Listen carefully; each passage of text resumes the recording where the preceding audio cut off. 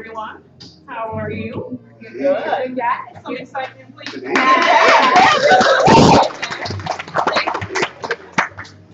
Well, I'm so glad that you came out. Definitely, this has been an event just to get here and to get it moving and get started. But this is She's the Boss, official road trip from Baltimore. We are used to, yeah. Our home is the Hotel RL in Baltimore. We are very spoiled there. But we decided to venture out and to see, as they say, what else lies ahead of us. So clearly, this is a very, we love the setup, love the relaxed type of setting that they offer. So we definitely wanted to come to New York and share basically our message with you as well. So again, this is She's the Boss. Um, Basically, Lakita Berry's child, her third child that she's given birth to.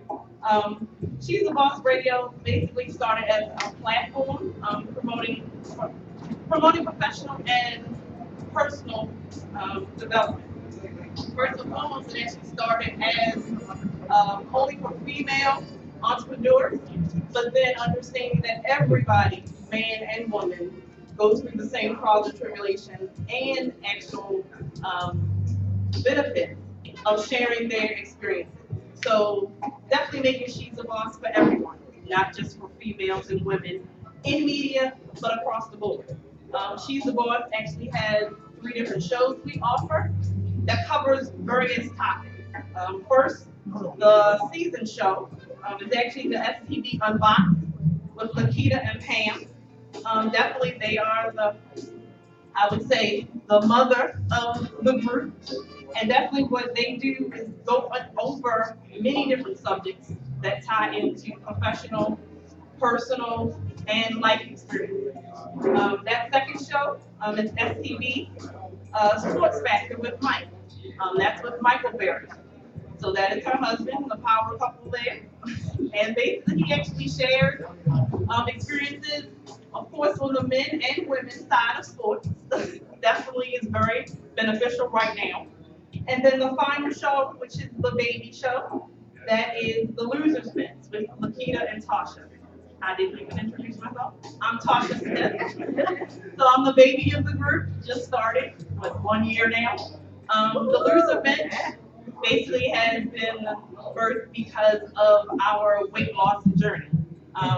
We both have been, excuse me, had the gastric sleeve procedure. Together, we have lost over 300 pounds. So you share, definitely that is the key for anyone. If anyone knows, trying to lose weight, trying to gain weight, whatever you are wanting to do, dance, surgical, it doesn't matter. It's still a feat no matter how you look at it. And we definitely share all of the triumphs, all of the battles that we share and have people call in and share with us. So that's She's the Boss Radio family. So it's time for the family to come up.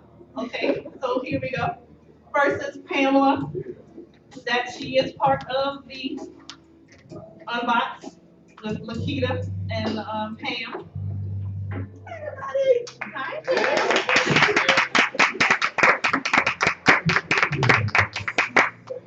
Oh, I'm sorry, Pamela Wilson Street. I got two names. You got two names. We call it I'm the Wilson or I'm not Smith. I know, I'm sorry. Wilson Smith.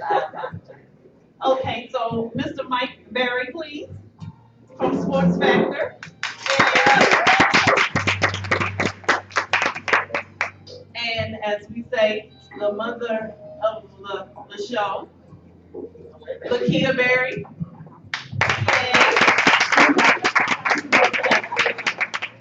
And of course, we can't forget our wonderful producer and behind the scenes man, T. Mecca.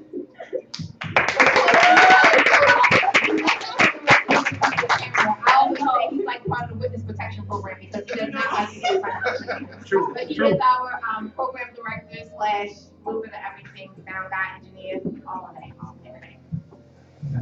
Thank you. All right, now we'll just say Okay, now. Okay, thank you, Brown. I'll let you put that make it happen. Go ahead, Jay.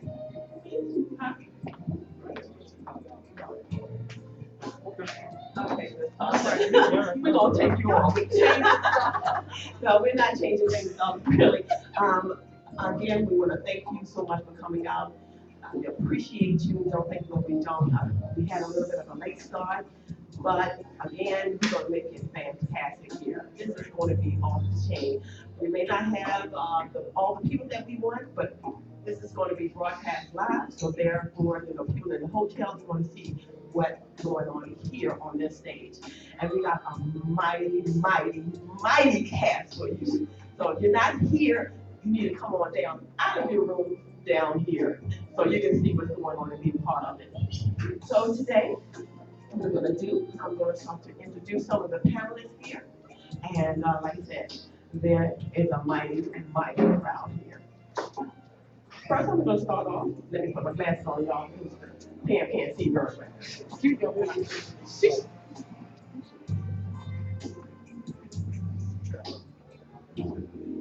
First, I'm gonna start with Jay.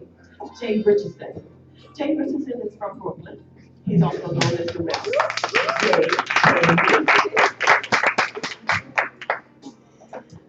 He's no stranger to the industry. Jay is worked hard to earn his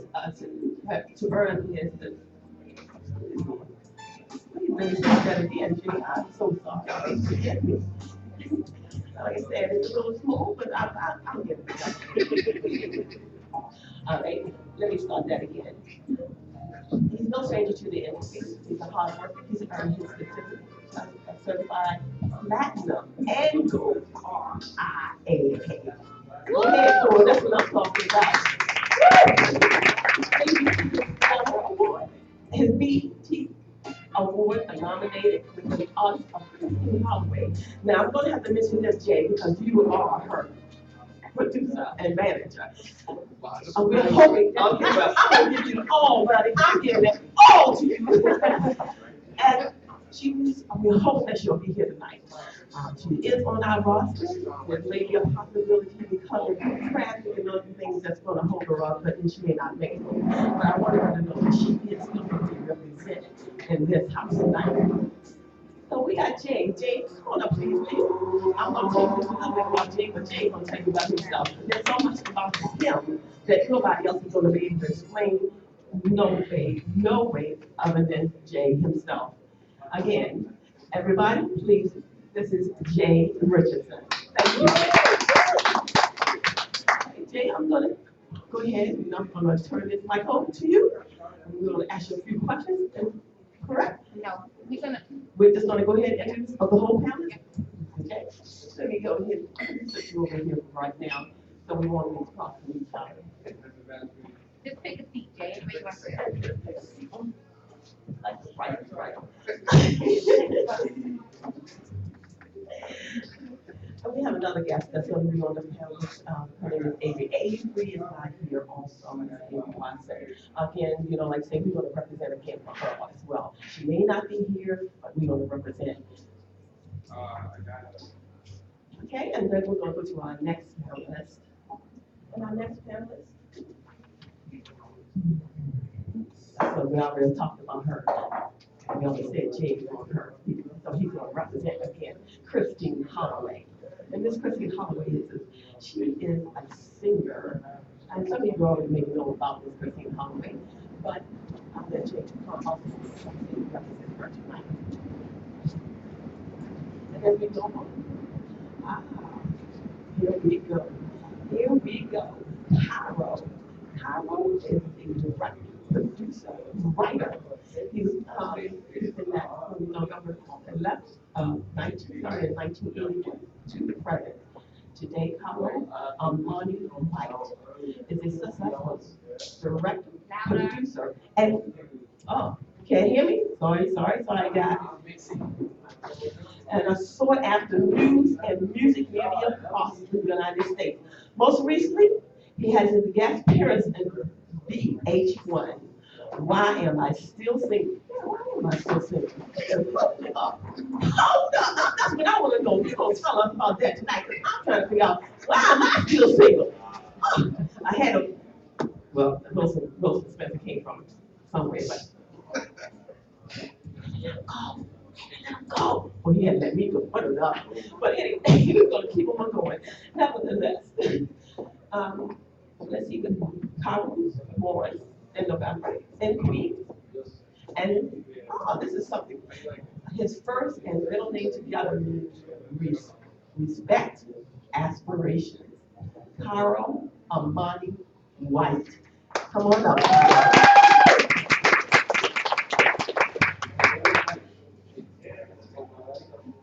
And again, thank you so much, Carol, for joining us.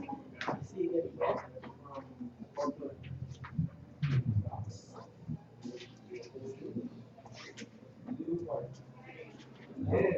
Oh, I think so many of y'all might already know this young lady. We're going to talk about her a little bit too tonight. Miss Roxy Digital. Miss Roxy Digital is 107.5 W.B.L.S. Oh, we got the wrong. Not anymore. Wait a minute. She got some news for us. I'm wrong, but that's okay. That's okay, Miss Roxy. Come on up, because you said you're gonna tell us what it is that I need to know.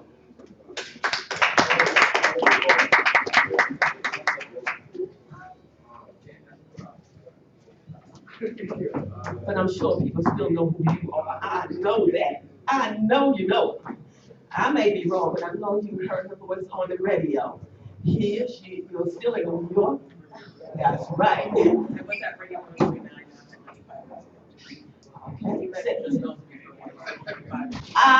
The mega. Wait a minute, you got me up here looking for the birds and everything. I didn't give you that information. I did not give you that information. Again, this is, her name is Barbara Delarue.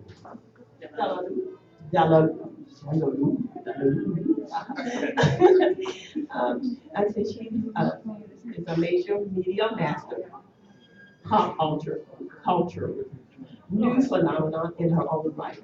Her accommodations include, but barely limited to, her new title as commissioner, entrepreneur, blogger, and radio personality. The new 95.5 PLJ.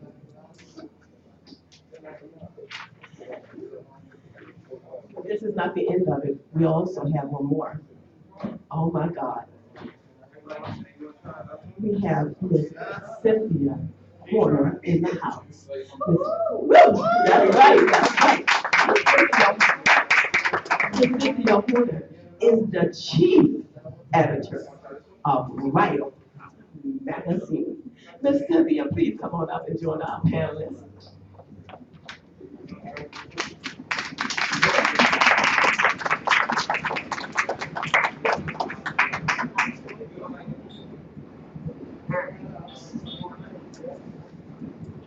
And again, we want to thank you so much for coming out and joining us. And our panelists, I'm going to get started and let you know how things have gotten started for them, how they can help us in our endeavors to get to where we want to be. Hey, just listen tight. If you're upstairs, as I said, you need to bring yourself on down tonight.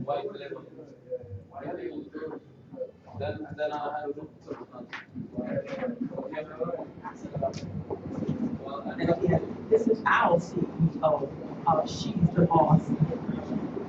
She's the boss. And that's again for business owners, steadfast and strong. Hello, everybody. Thank you all for coming out and hanging out with us. Thank you all for being our special guest. I'm going to squeeze in the bag. But I just wanted to kind of give you a little bit. So tonight we're doing this event. It's called a media mix-up. Try to say that a couple of times, right?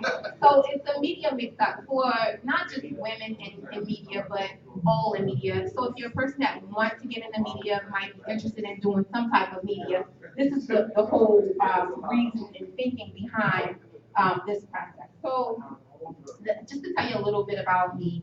So this is the baby, like my baby, like one of my babies. And it's the radio side. We started off as an internet radio station, right, in Baltimore, doing blog talk. And it was mainly to promote She's the Boss because what we like to do is promote other entrepreneurs like yourself, just kind of get you out there and give you the platform to talk about what it is you do. So we needed to get it out in a big way and promoting it. So we said, how about radio? Well, and radio was introduced to us by a young lady who sold radio. So in her mind, she thought, I'm just going to sell them a radio station or internet radio, and gave us this big dream about being radio. But it was blog talk. We didn't know. We thought we were doing radio. Well, Pam and I have between both of us like 50 years in IT. We've been in IT for a while. She didn't realize that. So what we did was we took our information with IT and we turned it into an internet radio station where we then met D. Mecca, our program director, and we've been doing radio for probably 6 years now, straight internet radio. So take it out on the road, just to get it out and share it and go from place to place and have a platform of speakers, professionals like yourself to kind of teach others, right? And it was really exciting and crazy nervous. Like, okay, how do we do this that we're going to New York? Well, we do it home in Baltimore. It's a little different, like Tasha said earlier, it's a little spoiled in Baltimore. They do it a little different here. But it's good because we're going to take it out on the road and give everybody opportunities to meet faces like yours and say, okay, you know what, I can do it too, right? So we wanted to take away the fear. So the idea behind it, because it says She's the Boss, but I'm so thankful to the men, because people always say that, right? Because she's the boss, right? And it's not necessarily she's the boss, but wait, guys, because y'all know we really do but it's not necessarily she's the boss. It's business owners, steadfast and strong, where we promote personal and professional development. So I'm happy to have different areas of media on the stage tonight so that we can kind of share with others that may be looking at it from different areas and different sides of it, right? So we have you as a producer, we have Roxy Digital, like she's gonna be my new bestie because she's in the training visual piece of it. Like that's like the craziest part, right? And then we have Coral, right? Coral is the videographer, like the back behind the scenes. So you kind of give us different perspectives from different areas of it. And then we have our season. I think she's been around with what, Right On Magazine, and then now you're with Hip Hop Weekly, right? Yes, but Right On Magazine is still like only at the moment because Okay, that's what I'm talking about. We have the owner here. So I'm actually gonna give the microphone so that each one of our panelists can kind of give you a little bit of their history and what it is they do and what they may have going on to, because we want to definitely support you in every way that we can. And then we have a couple of questions that we kind of want to make sure we get out so that, if anybody else has questions, I got questions. So, so I definitely want to be able to do that, but I just want to kind of give you an idea of the platform that we have here. And I would say a powerhouse because you all have a vast amount of years and experience, right, from different areas of it, from maybe like me, the newbie, to like, I think celebrity. Everybody up here is a celebrity in my. So, with that being said, I want to start off let's start off with Miss Warner because she is, like I say, she's our seasoned media, I want to say, expert at this point in the game. Can you give us a little bit about who you are and, talk about who. Well, my name is Cynthia Warner, and you can follow me on Twitter at Cynthia Warner. And I am someone who has made history because I am probably the person who has been in print magazine journalism longest. I started out a long time ago in California, and I became the youngest editor of National Magazine, which at that time was a magazine. And my career is intertwined with Michael Jackson's because he and I were extremely good friends. Couldn't be the editor of the magazine if you didn't have a good rapport with the Jacksons, because they were a staple in the magazine. And as different Jacksons got older and wanted to get more into the music business, I kind of helped them with their careers, so that includes people like Janet Jackson. Eventually, I ended up moving to New York because my company relocated, and that's when I got involved with hip hop. And although a lot of people don't seem to understand it, Right On Magazine was the very first magazine that covered hip hop. So it was not the other publications that you may have heard about. It was actually Right On, and we are going to make sure that all of that gets corrected in 2018. Curtis Blow was actually the first rapper to be on the cover of a national publication, which was ours. So we are in museums and everything. So we have receipts to prove what we have done in the industry. And Curtis Blow, I'm proud to say, works with me because he is the chairman of the Universal Hip Hop Museum that is being built in the Bronx. And I'm somebody that is involved in that process too. So we just kind of came full circle. I also have a public relations company, and I've had that for the past several years. It's called Cinnamon Chips, and I've represented gospel artists. I've done nonprofit publicity for Hal Jackson's Talented Teens, and I've also done PR on different young pop artists.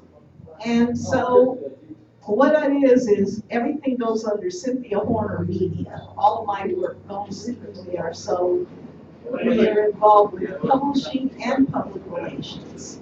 So recently, our family acquired Right On Magazine so that I could have that as my legacy, since everybody connects me to the magazine anyway. So that is something that we are launching now. So we've been doing quite a bit of media blitzes in connection with that, so that the magazine can get all the props that it deserves and maybe did not get in the past for different reasons. So I'm very proud of that.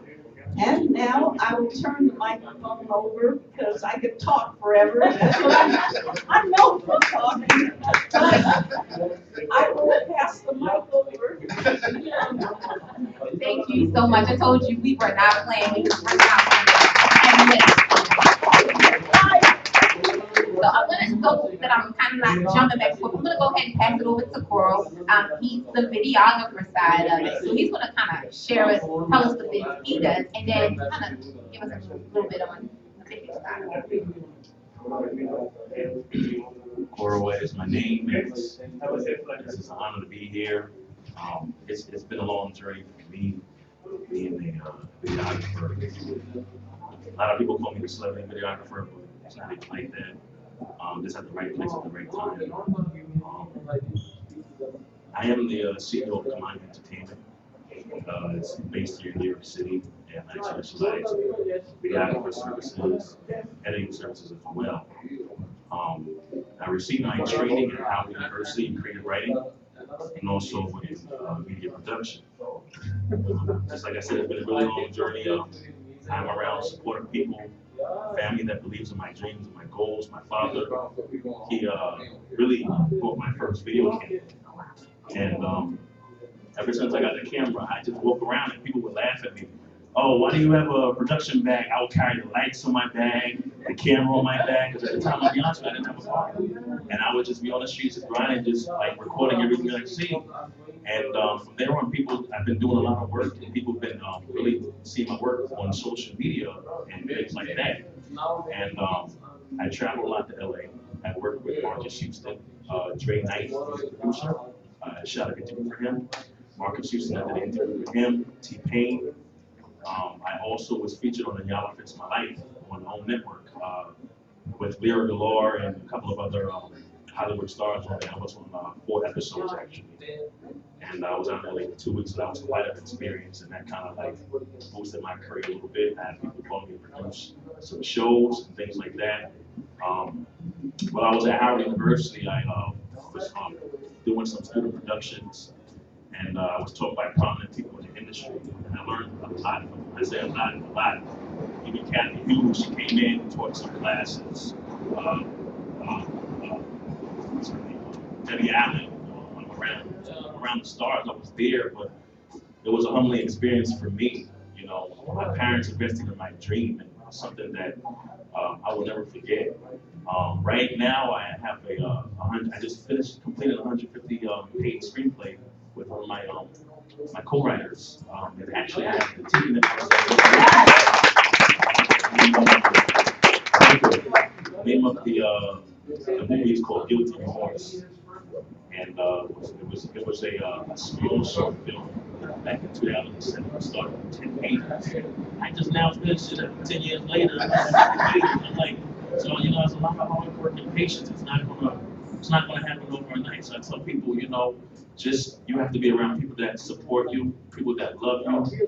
Me, I'm a God-fearing man, so he's number one in my life. If it wasn't for him, I wouldn't even be here today because I know what I'd be doing, you know. So I love I love lenses, and I just thank God for this opportunity. And you know, there's a lot of things. I shot a music video in Atlanta, Georgia, with the gospel inspirational artist Ty Bolden, and I have another artist, Carlinda McLean. I shot out there. My cousin actually worked for BET, so we shoot the studios out in Atlanta. So if anybody wants the music video, me and my cousin, we have that BET plugin to put your videos centric. And you know, just like I said, I'm every day I'm writing ideas, award show ideas that I have for the churches, and also outside of the church, acknowledging people like us that really don't get the acknowledgement in the church. And you know, I'm working on that, and a couple of more movies and things like that. So I have a lot of creative juice in me, and if I don't use it, it's going to implode. I go crazy. I'm like, I gotta do it. If I don't do it, it has to happen now. I can't wait. So I believe that the green light is now, and I'm ready. I'm ready for this opportunity, and I can talk just sorry. I'm gonna chat about it. I'm gonna just stop it here. But thank you so much for this opportunity. I have to ask because you were getting ready to run, right? When we talked, you were getting ready to. Oh yeah. Yeah, right. When we had the meeting, you were getting. So did you run? I hurt my foot actually. So Okay, all right. Next year, marathon, cool. Thank you so much. So now we're gonna move on to Ms. Roxy. Right. So we're gonna go ahead and introduce Roxy. She's gonna share her experience in media and on the radio side of it.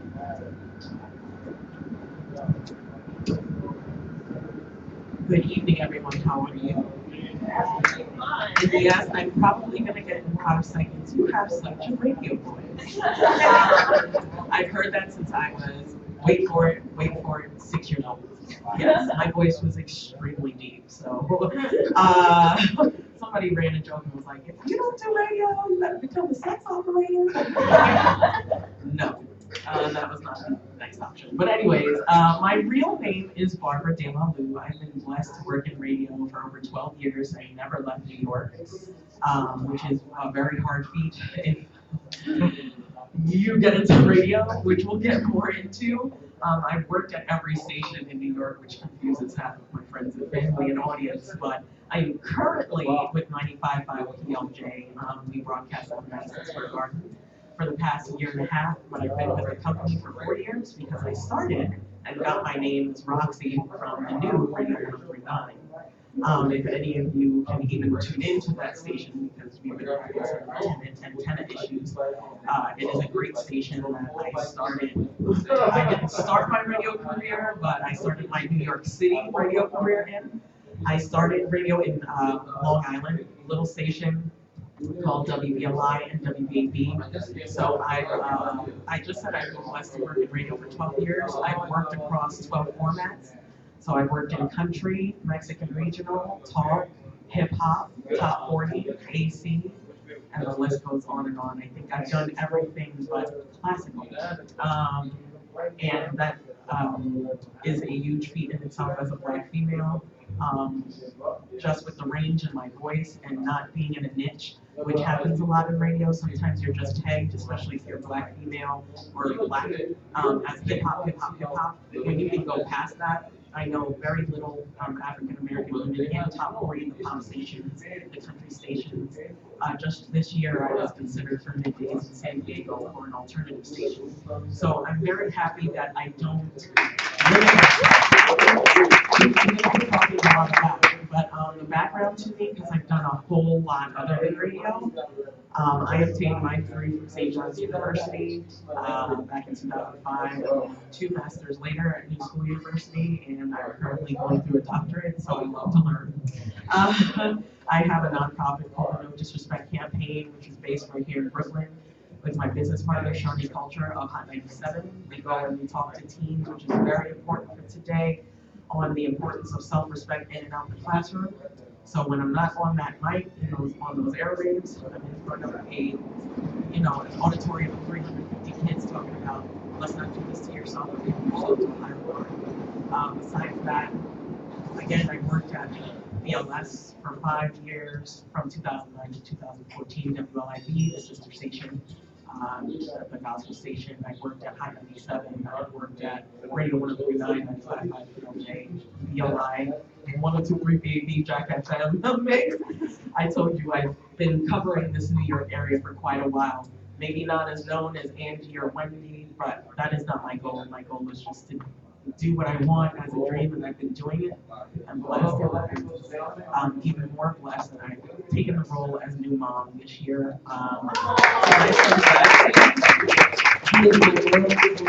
We're actually currently moving this weekend to Manchester, so that's been a little bit a task for me, but I am honored to be here, and of course I've been invited by my friend Mecca, who never left my side.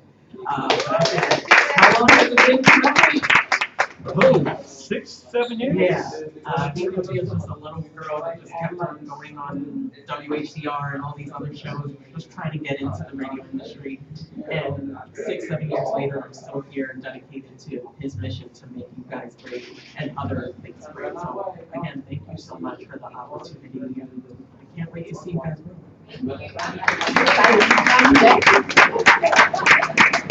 Working my voice.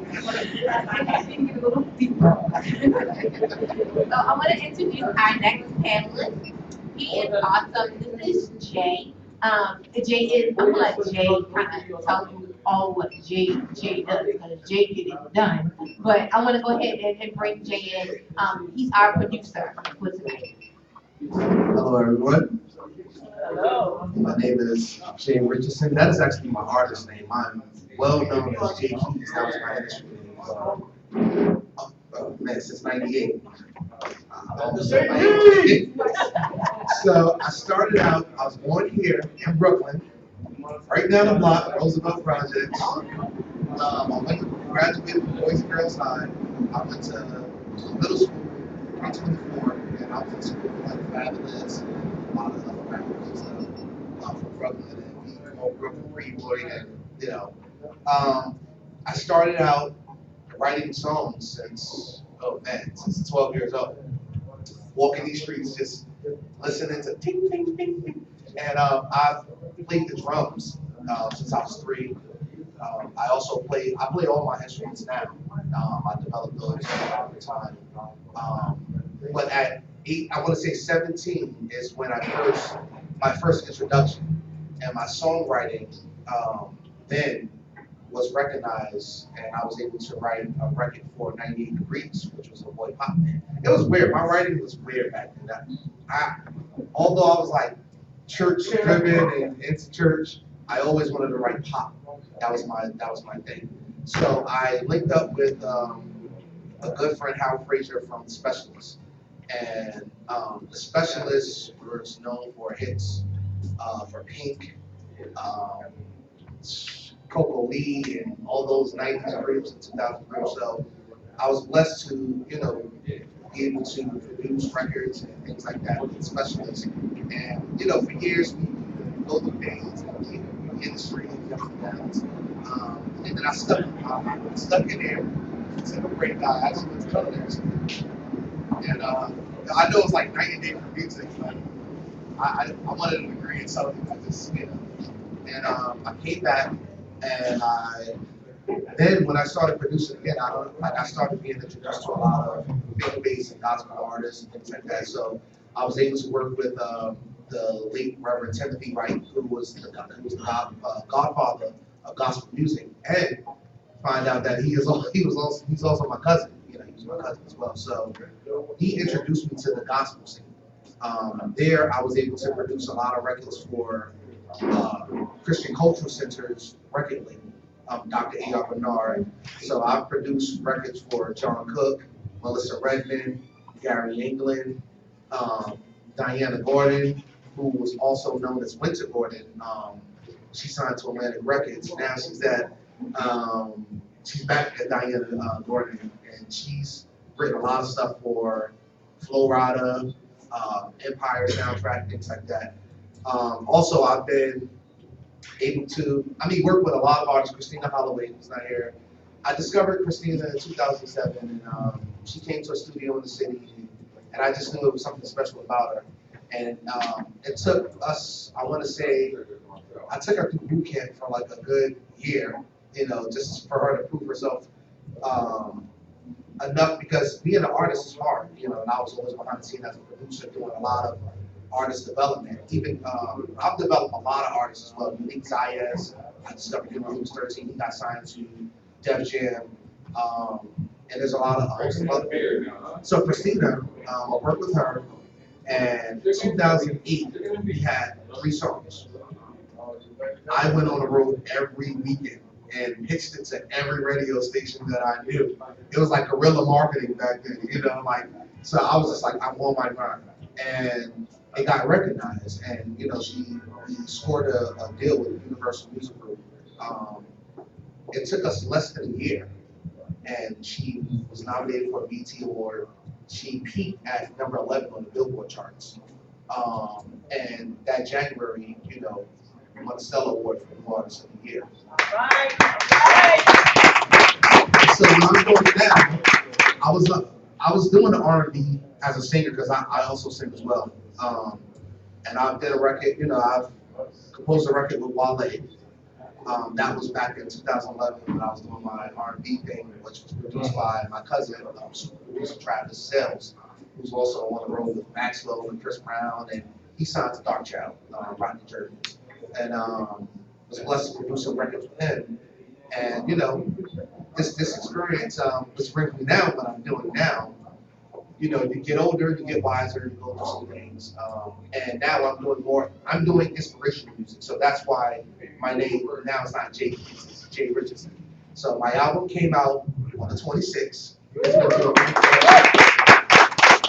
the single, the video, the album has really been getting a lot of love and support, and I'm hoping to build it more, but that's what I'm doing now.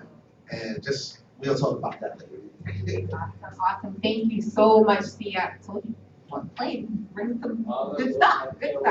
So I wanted to ask, what made any of you all choose the area of media that you're in? Like, for me, I never thought radio. She said radio, and I'm like, what? That's not me. And I called Pam and was like, Pam, we doing radio. And she's like, what? Congratulations. I'm like, no, we are doing radio. So what made you select the area of media that you're in? Well, I know it sounds very crazy, but I never selected anything. Everything that's ever happened in my life, career-wise, everybody chose me. So I didn't have the traditional experience that anybody would go through, whether it was for editorial work or for PR. I got involved in PR 4 years ago because I was already doing some volunteer work with Hal Jackson, Talented Teens. And Hal Jackson, he's the late godfather of the dean of radio. He died about 5 years ago. He just said, you have such a knack for PR, you should do more with it. And he had a big event coming up at the Rainbow Room, and they needed some extra help with publicity. They already had a firm that was doing it, but they needed some extra help. Turned out those people got sick, and there I was, just having to move forward on my own, with all these A-list celebrities, Patti LaBelle, Fantasia, all these people there, and I just had to deal with it. There were camera crews coming in, Jet Magazine there to do interviews and take pictures, and there I was just in the middle of it all. But I had so much experience being a journalist, attending events, that I just took to it like a duck takes to water. And that's when I said, okay, I want to add PR onto what I'm doing because I just want to do something different, and I think I can really make a go of it. So that was about 12 years ago, and I've been involved with PR ever since. As far as writing journalism, I've been writing since I was only 6 years old. By the time I was 11 years old, I was the editor of our school newspaper, and I did my first interview with the principal of our school. He was new, and he said, you know what, you have a knack for interviewing. And I said, well, I watch news shows all the time. That's what I would do. Instead of watching cartoons like other kids, I was watching news programs, and I was watching the interview techniques that all these people had. So I didn't know what it was at the time. It turned out to be journalism. And so when I went to college, I chose a college. Well, the college actually chose me, but they said, look, if you attend our school, you'll get to work on the newspaper, the magazine, the yearbook, everything we have. So I was sold on it. And as soon as I graduated, I just literally walked into a job in Right On Magazine. I went to an employment agency, and I had a briefcase that my little brother had bought me. I tried to dress as professionally as possible, because back then I looked really young for my age. I looked like I was probably 12 years old. And when they saw me, they said, you know what, she's probably the perfect person for this job. And it turned out to be a job as an assistant to work at Right On Magazine. So that's the way I got in the business, and I stuck with Right On Magazine for over 20 years before I decided I wanted to try to do something different. And my decision to do something different only lasted one day after I stopped working at the magazine. And I said, you know what? I still want to do entertainment journalism, not just PR. So I started working with a competitor to Right On, which was Word Up. And now my family has both of these magazines as of this year. Wonderful. That's fantastic. I didn't know Word Up was like that. I remember that. Yeah. Right? A magazine that Biggie talked about. Yes. So you want to tell us for what made you, or did it kind of hit you, or? I knew it was a calling for me to get involved with cameras, because I was fascinated with cameras as a child. Even in church, I should be paying attention to the sermon. I'm looking at the lighting, I'm looking at the cameras, I'm looking at the wiring. My mom just hit me in the head, boy, pay attention to the pastor. I'm looking at the cameras ever since then. I knew that was like my calling, so I got involved with the drama industry. I got involved with camera operations, doing switch. I've been trained by someone in the industry of the church, good friend of mine, he's my mentor. He taught me all about camera operations, different parts. things like that. So I learned from him that's the today he's the owner of Fenbrook store located in Soho, Queens. He's one of my good friends, and he taught me a lot in the industry. I would always make daily trips to B&H. I just go. Sometimes I have my dates there too. I bring my dates. Let's go to the camera store and go shopping. I'm like a big kid in B&H. Like I would just look at the cameras and take the candies and stuff and just I will go there for one thing and I'll leave with like about at least 8 things. And you know, I know it was just something in me. I'm good with angles, I'm good with the camera functions, I'm good with the lenses, and I can like my gift of my calling is just seeing stuff in my mind. And then when I get that camera in, I'm gonna make it happen. I'm gonna execute the move flawlessly, you know. So I just think it was me. It was something I was born with. It was something that was in me. You know, I'm not gonna say I actually. It was just something I had to do. And I would just go to camera stores and even go with my job. You know, this shop camera. I'm a camera geek. I'm gonna tell my pastor, I'm a camera. I'm gonna talk to you about cameras too. I'll talk to you about church stuff. I'll talk to you about cameras. That's what I'll do. You know, so you know, that's just something I'm like. I'm passionate about it. You know, and then I did venture out into work too.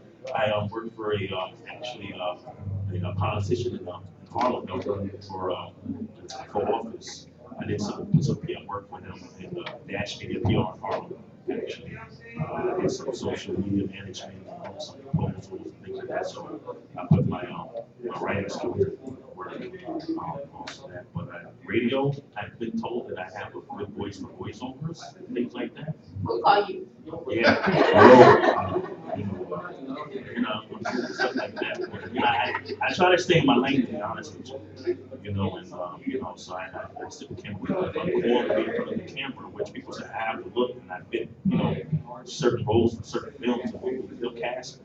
You know, so I'm good behind and in front. So you know, that's just my passion. So you good behind and in front, right?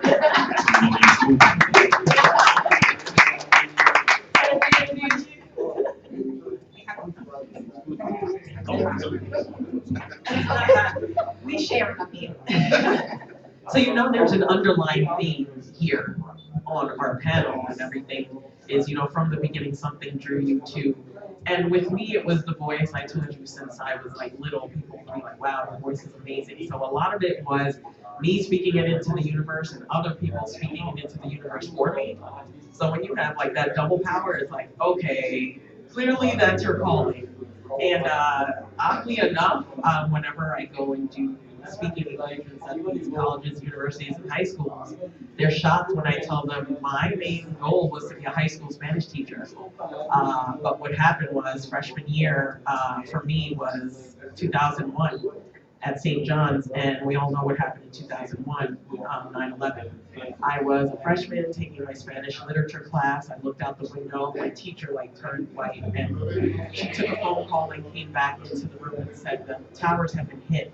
And it was from that day, 2 weeks later, I changed my major from Spanish to communications and never looked back. And it's like a tough hustle. I say that because when I did that, my parents are traditional Caribbean strict, so they either wanted me to be a nurse or a doctor. So this communications beyond the radio thing was foreign to them, pun intended. But like they were like, no, you need to do something that makes you money, makes you comfortable in life, and that's not what it was for me. If something truly is your calling, you can't let other people dictate what it is that you do and what you walk into. It is for you. And it's so much so, I've noticed that I've done other stuff in my career. I've done assistant work, I've done PR, and I hated it. My first job out of St. John's was television sales. I quit after 2 months, worked for BET for free until I became a freelance artist. I was doing commercials and promos and voicing for the channel for 2 years until I found that little station in Long Island that I was on for 9 years until I came here to New York City. So when something is for you, it's for you. Whether I was making pennies in Long Island, which times I was, but clearly you'll hear cliches all night long. The working hard does pay off, because now I don't complain about that at all. And I would have complained more if I just never took the road less traveled. So again, it was a mix of people telling me, you're gonna do this one day, and me really believing it. To the point where, this is the funny thing and how karma works. When I was little, I was like, I guess you could say, an old soul. I used to listen to B.O.S. all day, every day. Mind you, there was other stations. There was Hot, K7 was on, I don't know, all the old heads were on, and you know, people would expect me to listen to that, and I would just listen to every single person on KISS and B.O.S. And I said to myself at 7, I'm gonna work there one day. I'm gonna sit in Wendy's seat, in her pink furry chair, and in front of her pink furry microphone, and be on air. And fast forward 20-something years later, July 10th, 2010, yes, I remember the date because I cried all morning long because I was sitting in Wendy's chair in front of her furry pink mic on air from 6 a.m. to 10 a.m. With the program director, basically, and I hate to say this, but he knows the story and he laughs every time. I stalked him until I was like, hey, can I work for your station? I know I'm super young, but I got what it takes, and he took a chance and put me on, and from there I was a board op and producer for the Imhotep Jerry Bird show. He was on after Sunday Classics with the legendary Hal Jackson and his beautiful wife Debbie Jackson. So I had the honor of working 5 years preceding that program and getting to know him. And although my name is Barbara, he called me Deborah, but I was like, you can call me whatever you want. You are the father of radio, so Deborah it is. But that was such a blessing. And I would, if I had to do it all over again, I would do it the same darn way. Add on to that she is the voice of our radio station too. She does our drops. www.she'sthebossradio.com. For me, again, I think it started at the age of 3 when I would get my grandmother's stew pots and bang on them and create cymbals and drums and things like that. And my aunts hated me. They hated me. They're like, how you making noise? And my grandmother would say, just let them play. And I think when she went out and bought me an actual drum set, that's what they really hated me. But that's when it started, and I think that for me, it was something like, it was just destined for my life. And I tried to run away from it. You know, I was like, no, I want to do something else.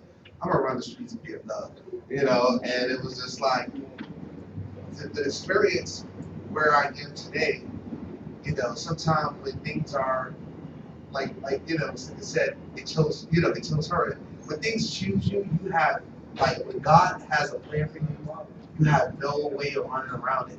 So for me, running around in these streets like a knucklehead, I got shot at 18 years old. And I was like, okay.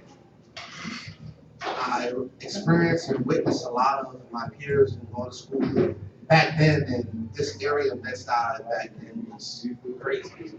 You know, and I realized that, like, I made it, and my friends didn't. You know, I knew that there was a purpose. And right then and there, that was a change for me. And everything started falling into place. When I met Harold Frazier, I remember us going out to Jersey to Whitney's house. And I was a mouse in the corner, just always fascinated with how they did things, and, you know, being able to be in the studio around different people. I just never, you know, I never embraced it. So I was a studio mouse. I was the one in the corner, like, I never, you know, I wanted to ask questions, but everybody was like so busy. It was like, tick, tick, tick, tick, tick, tick, tick. So I was like, how do you, I said, okay. I was gonna shut up and I'll learn. So for a whole year straight, I sat in the corner and said nothing. Then I got my first job on maintenance on Halsey Street and Ralph Avenue. And I bought an NPC. God, so Tyrannosaurus Rex. Nobody uses that anymore. So I bought an MPC and I worked that thing. And I learned, and I would come to the studio, watch what they were doing, and do it. And that was the start. So it was something that, it was a gift, and all of us have gifts that are already embedded inside of us. And it just takes an experience, or, my favorite quote is, "The journey of 1,000 miles begins in one single step." And I believe that, just to accept what was chasing us, and what was choosing us for that purpose, we accepted the call, and that's what it was, for me. I accepted it, and things have been really great. I mean, success doesn't come without struggle, so there's been some good times and bad times, but that was my introduction to this, and the need for, when it comes down to music, from the music aspect, I love all genres of music. Like when I'm upset, I'll go and play some Bach on the piano just to kind of calm down. But just to appreciate music, Curtis Mayfield was like my Jesus to the record player. It was like my mother hated the fact that I would play Curtis Mayfield over and over and over and over and over again. But for me, it was just like Curtis Mayfield, Al Green, then going to the Smokies, and then going to that old Motown feel. And for me, I always wanted to give people, no matter what genre it is.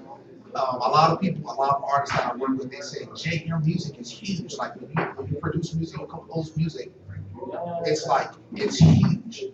And that's how I hear music. I feel like, there's different techniques and people have different things, but my passion for it, I guess, just to help artists. I wanted to be able to help bring back real music, or help bring a real sound, or help an artist cater to whatever kind of sound that they're looking for, and just take their vision and make it huge, and huge with their magic. So I guess that was my introduction into this.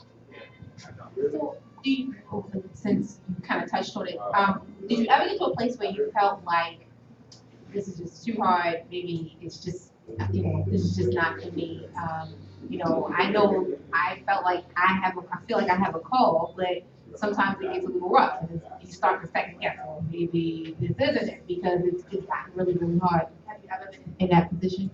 Oh yes. I wanted to give up like 1,000,000 times, but the more I tried to give up, it was like the more greater things started happening. So it's just like, I guess it was called smack me, like shut up, and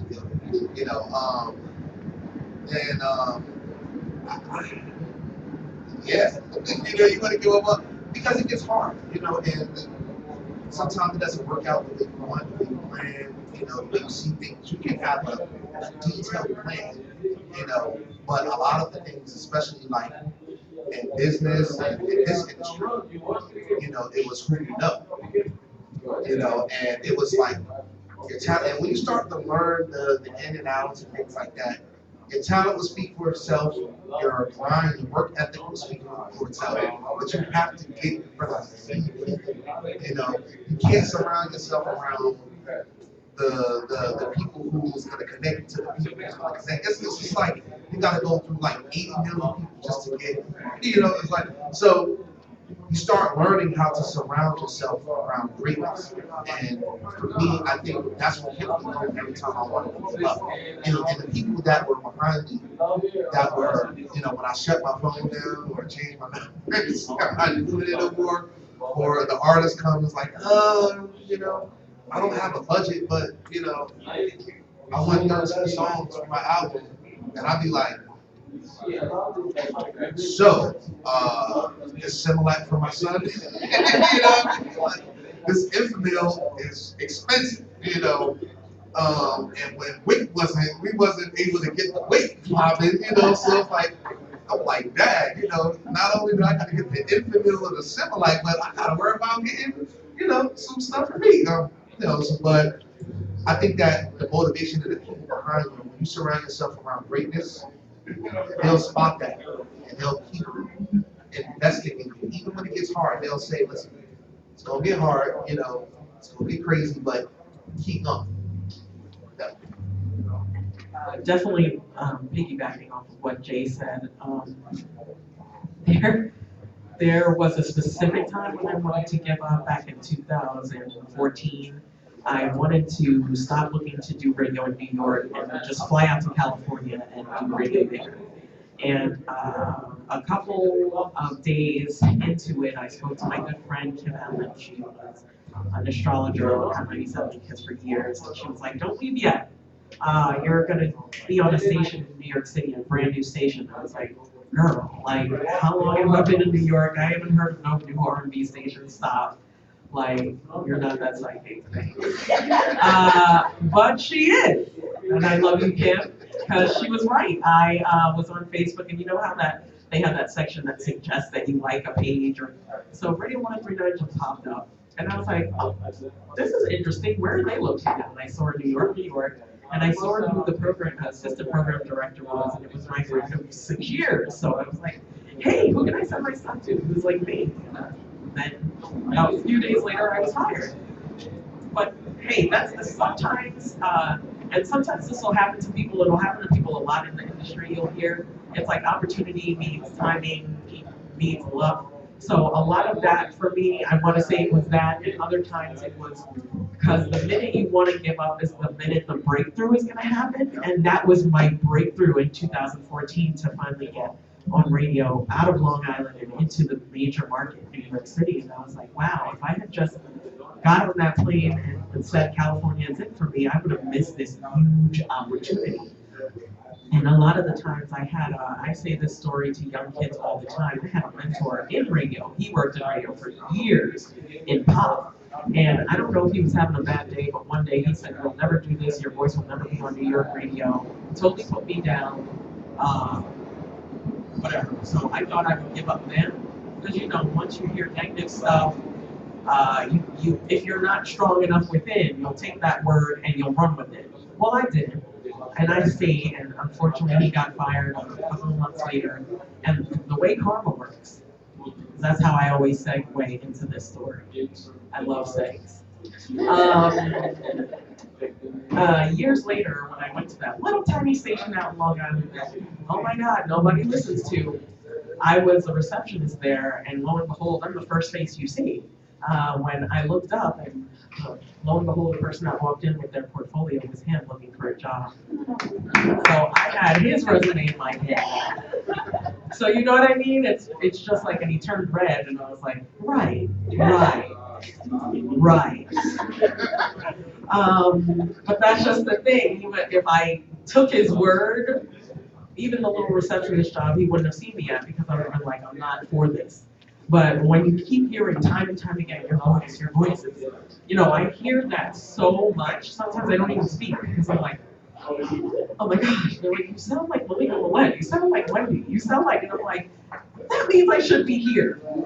I was sitting filling in for middays 2 weeks ago at Radio 139, and directly after the midday show is DLU, he's the afternoon show. And he usually comes in and says hi, and he was like, "Hey, Rox." And he is funny, obviously he's a comedian. He walked in, and like you can hear my voice as you walk into the building. He goes, "You have an insane voice." He's like, "I know you've been on this station, but I can listen to you all day." So when I have people like that tell me that, and he's been in radio for how long? I've had Steve Harvey tell me that. I've had Jeff Fox tell me that. I've had Ann Tripp tell me that. I'm like, oh my gosh, these legends, and I'm like this little girl telling me you got what it takes. I can listen to you all day. You're dope. Let's do this. I'm like, I'm here, and I'm not going anywhere.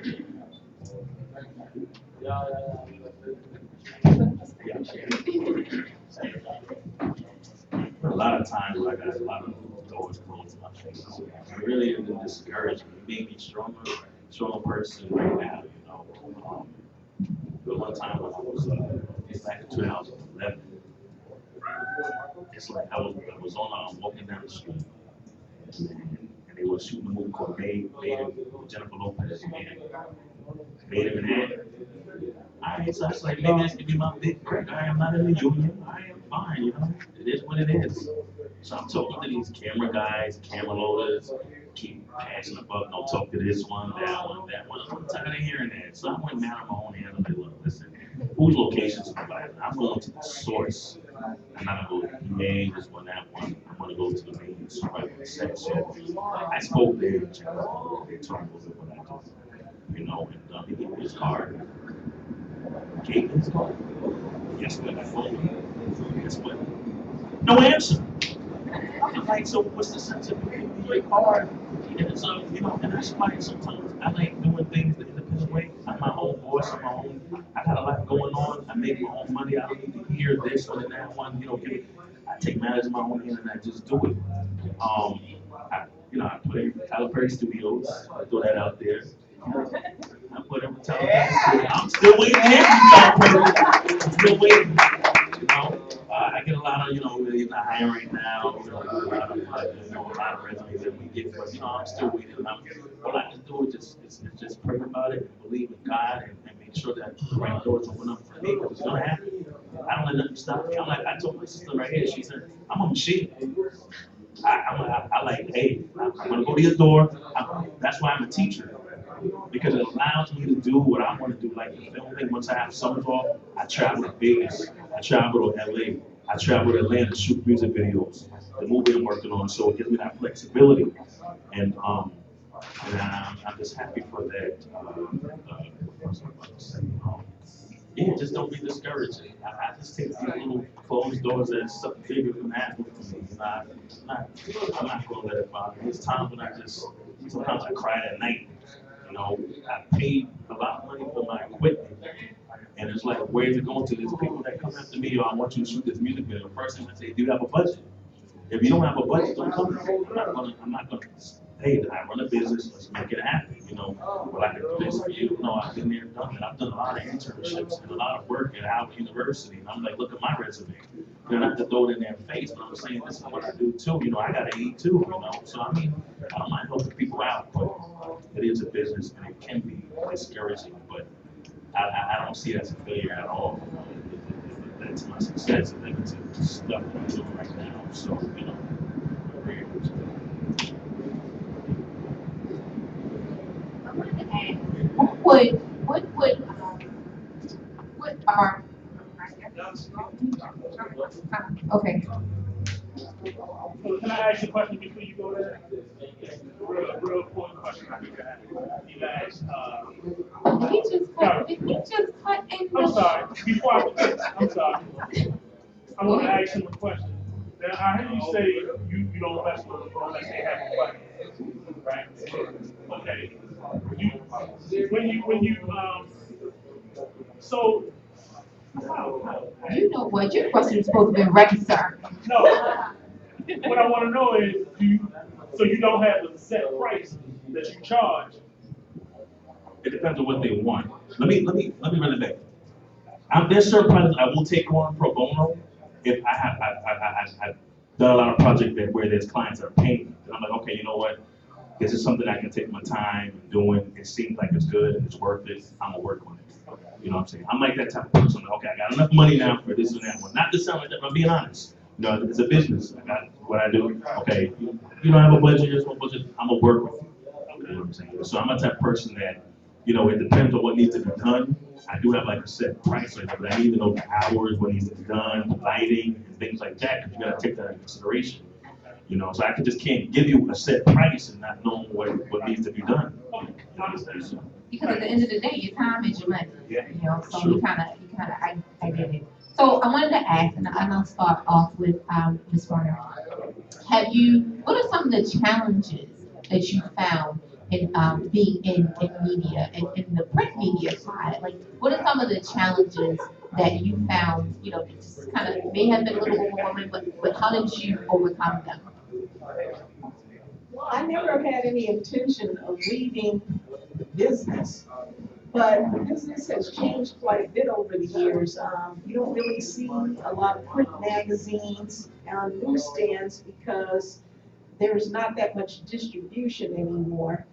And another problem is that a lot of the celebrities that we would traditionally cover, after they've made it to a certain level, they want to be in mainstream publications only. They want to be in the People magazines, Us Weekly, even a few of the tabloids because of the fact that there is high circulation.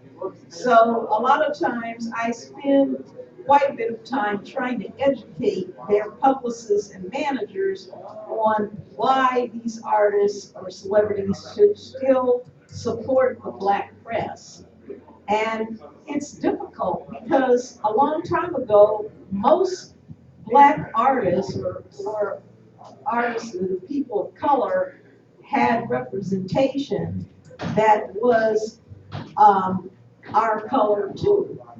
But these days, a lot of these representatives for the celebrities are not anybody that's grown up or walked in our shoes. So they don't really care about these publications. They don't care about the BETs. They don't care about any of that. They just want to know, is their client going to get to be in some of the mainstream outlets and television shows? So it's not really just a challenge for me. It's a challenge for my peers, and a lot of them have kind of turned away from the business because they were not willing to fight the fight. It just wasn't worth it to them because a lot of people have other skill sets, so they'll just do something else. But I'm somebody that never had children. I don't birth children, I birth magazines. So therefore, I'm going to have to just continue fighting the fight. I have a good way with words, so if somebody tries to speak somewhat demeaning in a demeaning tone, I certainly have answers back for them. And plus, I've got experience. They can look me up on Wikipedia if they want. And that is really the bottom line right there. I've got receipts to prove who I am and what I can contribute. Because there are people who can honestly say that they have been in this business and then they have been personal friends of some of the biggest celebrities that have ever lived. There is never going to be another Michael Jackson. You're not going to have any artist sell 100 million albums. So when people find out more about who I am, it makes it a whole lot easier.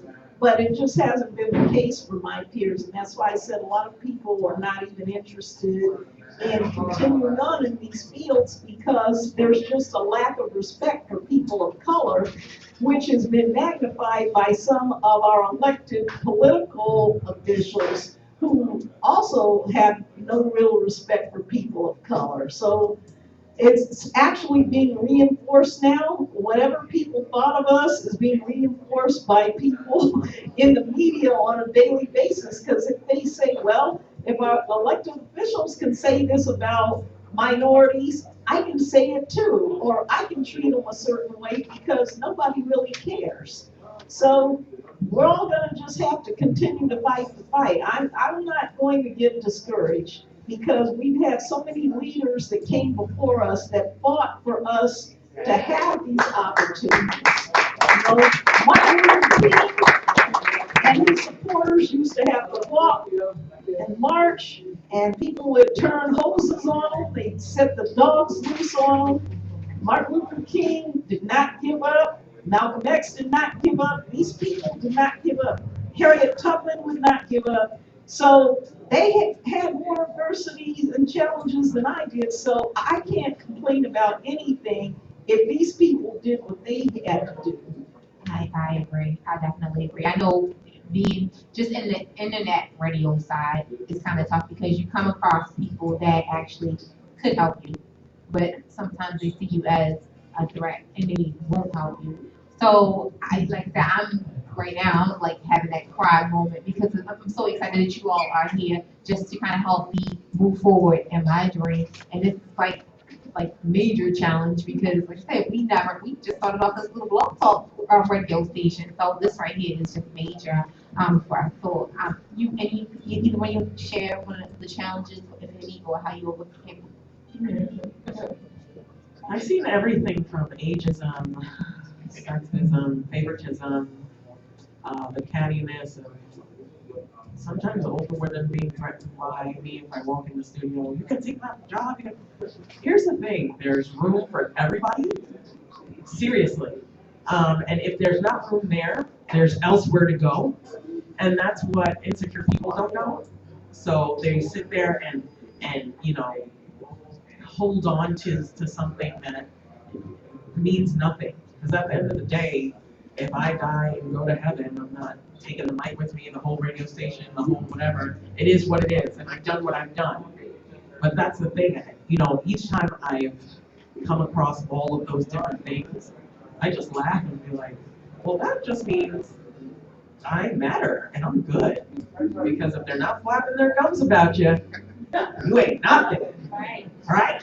I know you've heard that. You ain't nothing if they're not talking about you, whether it's negative or positive. So I take everything, and a lot of the times, I'm the girl that's not in the urban radio or in and out of it. So the people are like, you don't understand. I was like, no, I totally do. Radio is radio anywhere. You impact people. It's a theater of the mind. So our primary job is to inform, educate, and entertain. So I totally get it. But it's about, again, not letting yourself let people put you in a niche and just letting it go over your head. I let it go over my head all the time. You know how many times at B.O.S. I heard you're too young? I heard you're too young until, guess what? I got sick of it in 2014 and went to the competitor. And then they saw her, they were like, oh, she left. Of course I did. I can't sit on my talent. Thankfully, I didn't burn any bridges, but at the same time, they knew what it was. And they know me as a person that goes for her dreams and goals, and nobody's going to stop me, whether it's 35 and up or 12 and through 24. It has nothing to do with it. I'm here to do the job that somebody next to me, whether they're 30 or 14 or 54, can do. So you've got to give somebody that respect. When they're good at something, they're good at something. So I wanted to ask our men,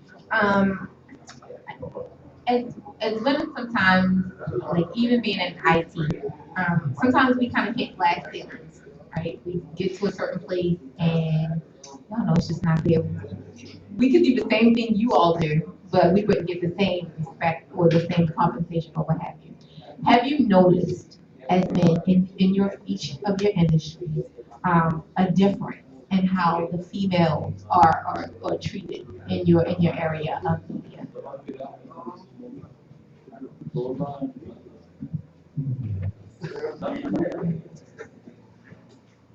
Definitely, there's sometimes, well, one, I applaud, the women who are definitely standing strong and no matter, they're not letting, battle of the sexes stand in the way of their success. But definitely, I've seen some alpha male moments where, and again, this is basically piggybacking on what Roxy said, is that to some people, I guess they're threatened, by someone else, no matter, what sex or gender or whatever it is. They're threatened because that skill set is great, and sometimes you don't have everybody that will recognize greatness and say, hey, let's get together and be great together. Some people will be like, you're gonna take away from my pocket, so I gotta remove it.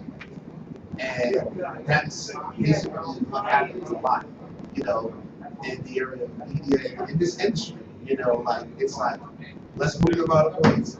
Not really, literally, but let's move them out of place and, get somebody in. I mean, even as a producer, I've been approached by record labels where, they didn't like the producer, or, songwriter because it was a female, and they felt like it should be from a male's point of view. And there were times when I just walked away like, listen, dude, this is a hit single. Like, you gonna teach yourself, you gonna be mad, at the fact that this is gonna, just because it's coming from a female. Like, and I've seen people removed from records with no credit or anything like that because of whether they don't have a no name or whether it's, the power, the battle of the sexes. Like, I've seen women in power as well, in a lot of executive positions, especially in the music industry, where they didn't want men involved because they wanted to prove themselves that, that they can do the job. Not, two wrongs don't make a right, but it's definitely a real situation that we face, especially that I've seen that women face, and I would say that for all the women that are strong, continue to be strong. Like, for me, a woman's strength is just phenomenal. Like, when you can carry a baby for 9 months, like, I can't, I would not want to do that ever. You know what I mean? That looks painful, so yeah, I would just say be strong, and like Cynthia said, she's not going anywhere, no matter what adversities come, because the times are different, the money is definitely not like the same, even in the industry, for myself as a guy, like the $10,000 checks and the $20,000 checks per song, it's not there anymore because you can go on YouTube and get the same kind of, stuff for like $200, $300. So you have to figure it out, like where you fit in at. So like even so, as a female, I would just encourage all the females and the ladies and women to be as strong and just follow the path. Though everybody can do the same thing. If you have an ability and a gift, no matter what sex you want to do. That's good stuff. So, ladies, I'm gonna ask: have you ever been in a position where, in your area, where you were kind of fearful? Like, it's like, okay, I know I've gotten to places where it's like, okay, I'm a little scared. So, have you ever had that a time when you actually felt a little fearful, and how did you overcome it?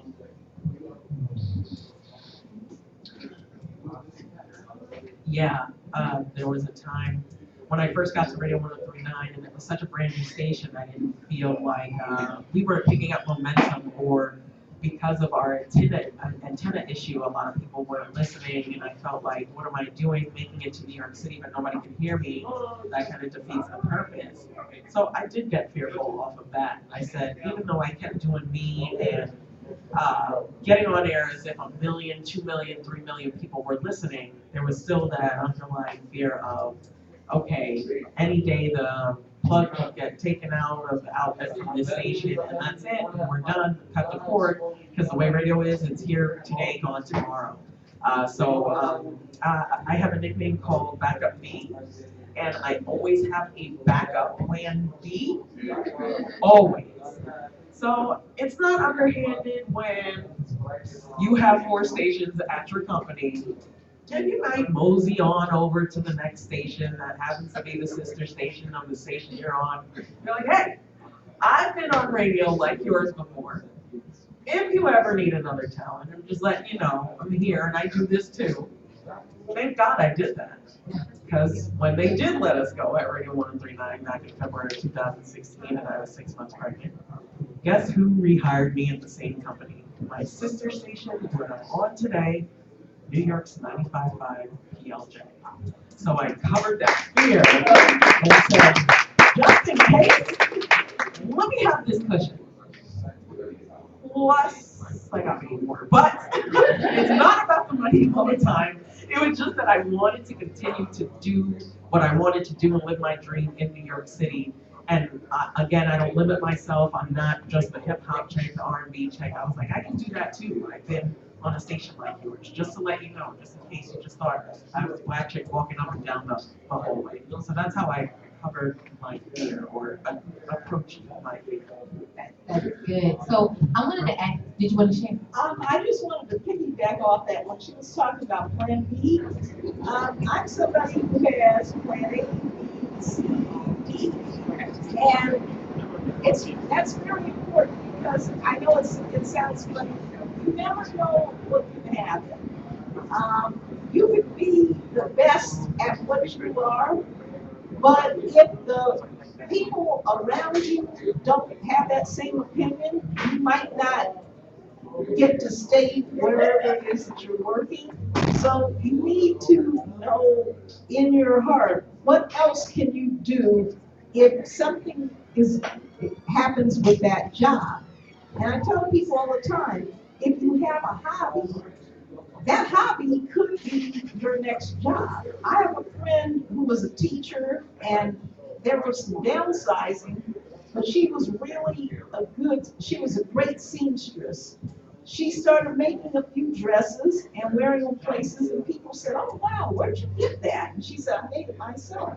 And people would say, "Well, can you make one for me?"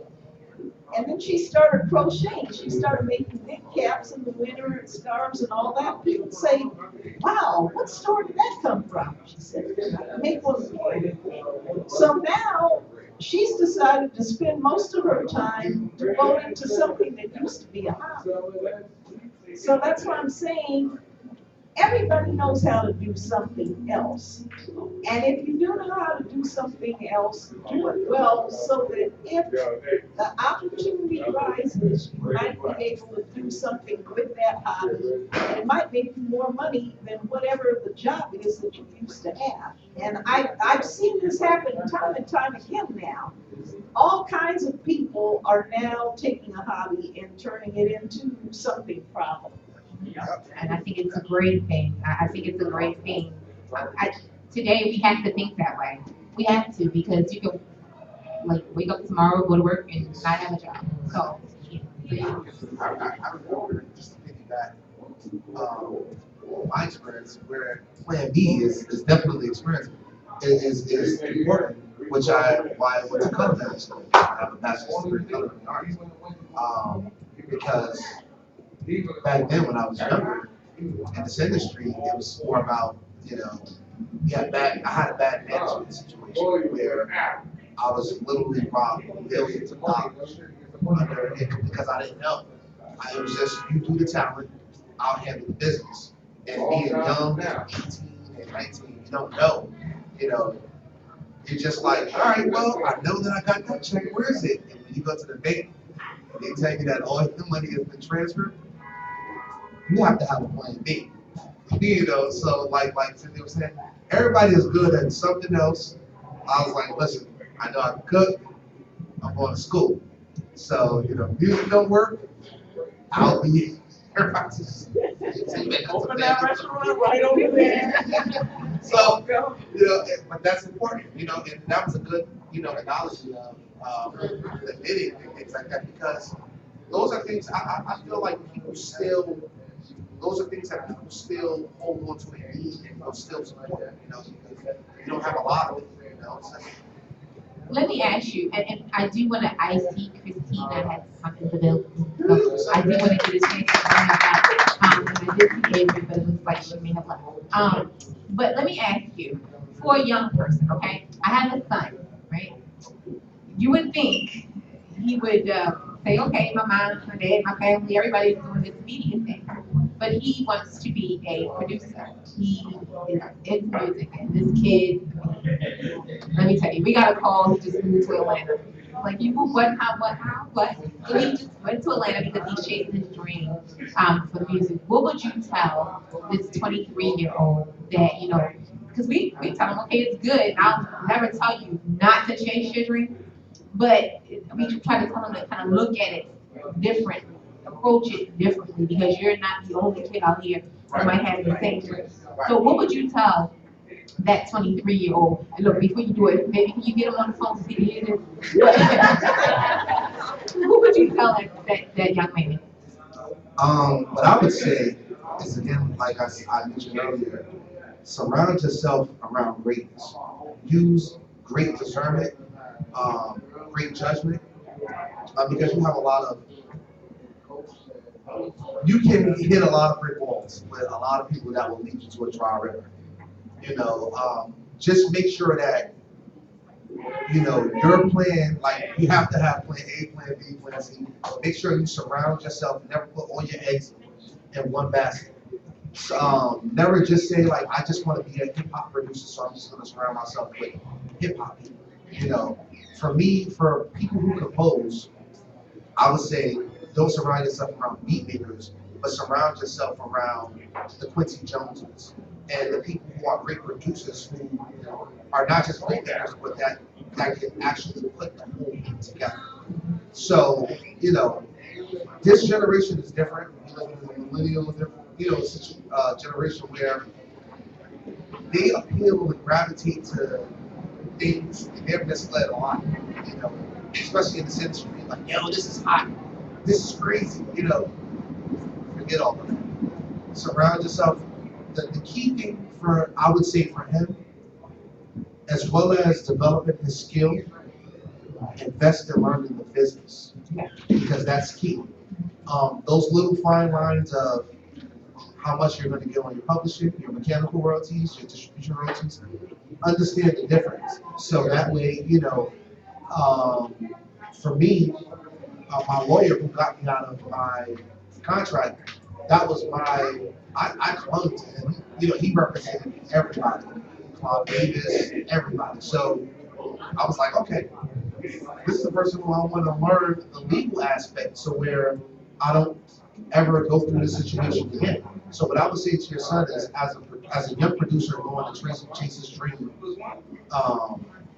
learn, don't just develop the skill, but learn the business. That's what I say. Thank you, because I can't wait to play the video back for this one. So I do want to get a chance to bring Christina on, but I did have one other question. If you had to, if any of you had to do it all over again, would you do anything different, or would you kind of? I mean, can you say? Because I know for me, I'm learning a lot, and I try to say, every opportunity is an opportunity. I don't care how big the room is, how small the room is. You just never know what the opportunity may be. So, have you ever gotten to a place where you kind of feel like, maybe I would do something a little different? Who was like, And before I got into this industry, I was in the meteorology. I wanted to become a meteorologist. I used to, yeah. Yeah, my father, he would buy me like a lot of weather books to study weather patterns and things like that. I was a big fan of Kyle Roker, Sam Champion on ABC News, so I kind of like envisioned myself being in front of the camera once again, but doing like being a weatherman. And I could articulate the English language well and things like that. One time, my father, he was going to enroll me into a school for meteorology, and I was crying because I didn't want to go. I wanted to go to the popular 1202 junior high school in the borderline of Brooklyn and Queens. That was the highest school that was in. I didn't want to go to a meteorology school. I was crying. It was Al Roker actually had a charter school in actually Kew Gardens, and I didn't want to take that opportunity because all my friends wanted to go to 202, so that was the most popular school, and I went to 202 there. But yeah, if I wasn't a videographer, I probably would have been on NBC, ABC News, chasing storms, chasing hurricanes, even all kinds of storms and things like that. Because I used to just go, even when Hurricane Andrew had hit Queens, I would just peep my head out the window and just look at the wind. Like, put a little spit on my finger and put it out. Yeah, the wind blowing very hard. Yeah. So I would do little things like that. So, just like I said, I would have been a meteorologist, an ill one too. So, yeah, I'm done with what I have to say.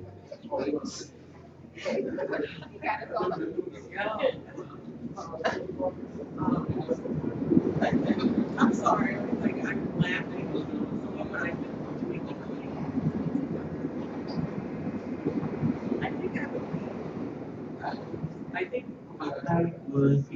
I think I would be, I'm already aggressive, but a little bit more aggressive and kind of followed my first passion, which is foreign languages. I would have done some translating and traveling around the world because I do a lot of that. And I'm in schools and universities around New York speaking so much. So I feel like that's the other side of my passion, which is a calling that's there and will never go. And if I had to do it all over again, I would either go to a different university and or college, maybe Syracuse or just not major in communications. I would have went to a trade school for that because a lot of the times what I bump into is, oh, you don't have to go to school for communications, how to be on the radio. That's more hands-on and learning by doing. which is true. I learned the most when I interned at these radio stations in New York City. So I would have, and thankfully it all worked out now the way the universe is. I'm kind of doing both my passions. I worked in radio where it was all Spanish, and I've done radio in Argentina and Holland, and got to flex my jobs in another language. So I guess in a way I shouldn't even say that because it all came to fruition. I think that what I would have done differently is taken more business classes. I had a burning passion to go into law massifications, but I got detoured by working at Zion Magazine. Never got around to a lot of this stuff because in the early days of those entertainment magazines, it was a lot of work all the time, and there were quite a few events to cover. So I never went back to school. I wanted to get my master's. I never got around to it, and now I don't need it because I have so much experience that it's not really necessary. But I would have liked to have taken more classes in business as well as learning more about computers, because everything I learned from computers is just, on the fly. And I would like some more technical knowledge about computers, even though the business has changed quite a bit. I just feel like I needed more. Well, I tell you what, YouTube University today can help you a lot on the technical side. You can learn a lot of stuff just by going on the YouTube channel, and you really could. But I want to thank you all so much, and then I want to just see if there's any questions on the floor, because I do want to get a chance to bring Christina up, and then Avery and okay, so we still have Avery with us, so. I just want to say what I would have no lie. If I didn't do music, I think I would have actually done this. I was really good at dancing. I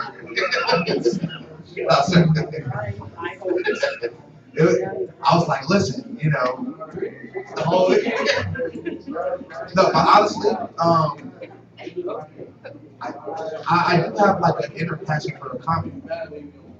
And everybody that knows me, like, I was on tour with Tracy Morgan for a whole year. And I was his only musical guest on this tour. And I always wanted to do comedy since I was little, like, but I just never did. So I think that would be, something.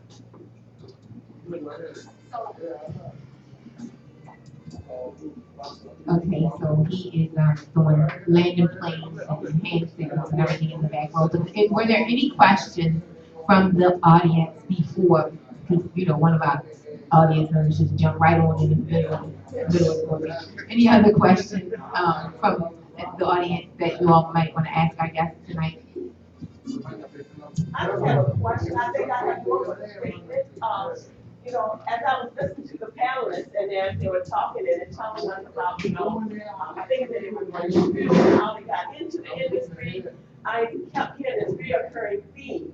And the reoccurring theme is, I was thinking about maybe doing this. This became, when I was a kid, I already knew what I wanted to do. All of it was still it was already planted within us. We just didn't know it. Somebody else on the outside, sometimes somebody from the outside needed to tell us, and we keep hearing that reoccurring thing. Oh, it's your voice, it's your voice, it's your voice. And for you, you already knew it. I'm taking my pictures, I'm taking my pictures. And for you, it was somebody who could see your talents before you could see them. Now, this is where you need to be. This is where you, in school, when you're talking about going to school, and, this is where you want to go into. And here you are, and I wanted to do, Spanish, and I wanted to do the language. I think you're doing it already. I think when God gives us talent, and as you as a producer, you've seen, as a matter of fact, one of his artists is here tonight, but I see it like this over and over again.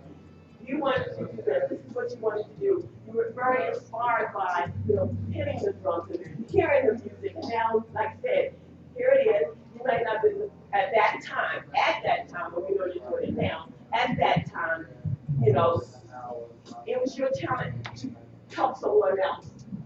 and then it comes back to you again, and He gives you all the desires of our heart, and everything that you want to do, you're doing through love. Yes. So I want to say thank you so much for coming and sharing, what you've been sharing with everyone and being so open and really, really honest, because it is hard, and especially when it's something that you are not used to, or, something that you're thinking about doing, or it could have been a hobby, because for us, we just kind of thought about it as, we're going to just use it to promote what we're doing. We never thought that it would go to this place. I never, ever saw it even getting here, like, but I'm like you. I get the juice. They'll tell you I'm a runaway train. It is what it is. But thank you so very much for coming out and sharing with us. We have a question. Yes, if you all had to sum up your career in one word, what word would you use?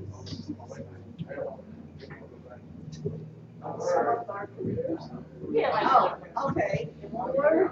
Well, I'll be lazy and use the word everybody uses about this pleasure.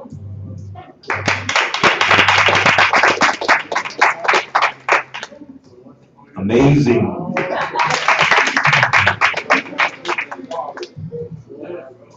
Cultural.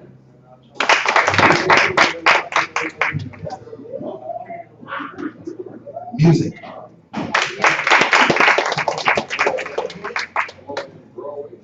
Thank you so much, everybody. So I'm gonna bring up our next week. But before you go, how can people get in touch with you? You got it. Yes.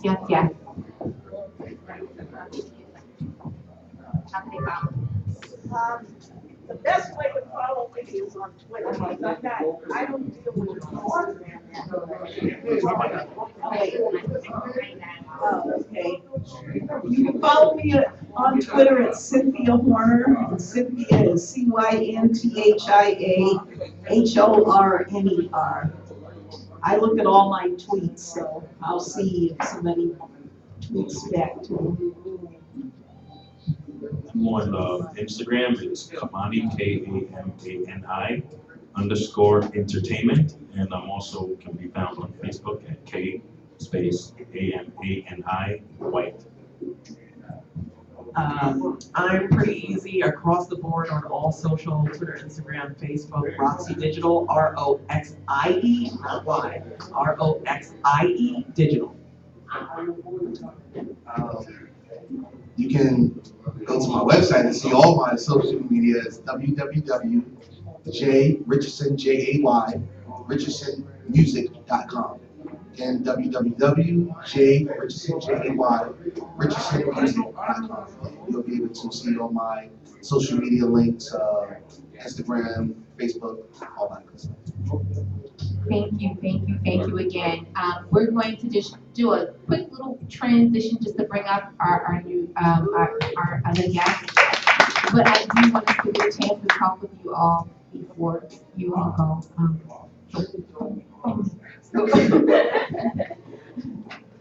We're gonna just go. I'm gonna go ahead and we're gonna introduce. I don't have all my papers with me, but I want to go ahead and introduce Miss Christina Holloway. She is a Stellar Award-winning gospel singer.